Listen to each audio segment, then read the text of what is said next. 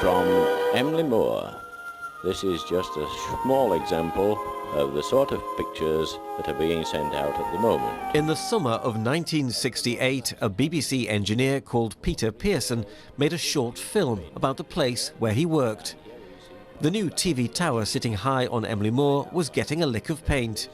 These recently rediscovered pictures have never been seen on TV before. This preservation paint was probably not very good quality because the mast fell down a few months later. And this is how the mast looked. In the horrendous winter of 1969, on the 19th of March to be precise, the mast came crashing down, leaving a scene of devastation. Amazingly, no one was badly injured. Alan Redgrove was one of the junior engineers on shift that evening. At 5:01, when it actually came down, I was in the cooling plant in the basement of the transmitter building, taking some readings and so on, and so it was very noisy in there, so I initially didn't hear any of the rumble of the mast actually coming down. As well as moving pictures filmed by Look North at the time, engineer Peter Pearson took some great colour photographs. They really show the extent of the catastrophe. It was big news, and BBC Radio Leeds sent a reporter to the scene. A build-up of ice on the mast was quickly thought to be responsible for the collapse. Experts had to assess the evidence before it melted away. Well, this one actually fits the mast because I've just tried it. I've only been here 10 minutes, but it's come in two lots. There's the ice and then there's the snow layer, and you can get a kind of detective story. The 50th anniversary has been marked with a special lunch and presentation at Emley's Methodist Hall.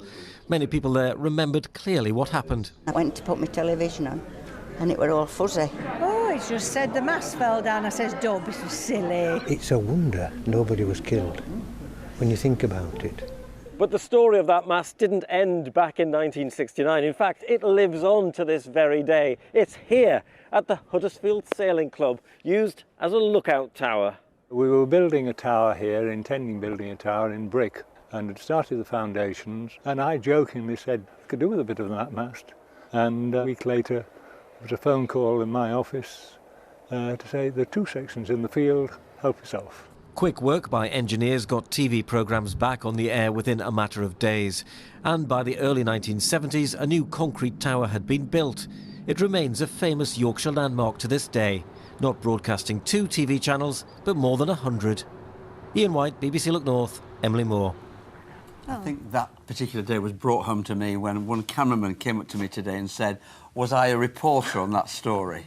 He should have gone to Specsavers, obviously. Yeah, he was one of our visually impaired, yeah, well, I wish so. cameramen. But I mean, I know you'd had something about black and white, weren't you there, Mr. Hudson? Well, you were definitely on the programme. It was the first year of Look North, wasn't it? Can you remember when we did our three-legged? Yes, I do. You remember that? Yeah. We went up there, we went to the and top. somebody said that that was a new world record for the highest ever three-legged walk. walk. Yeah, but nobody ever confirmed it, did they, really? Oh, we need to get that in the Guinness Book of Records, don't we?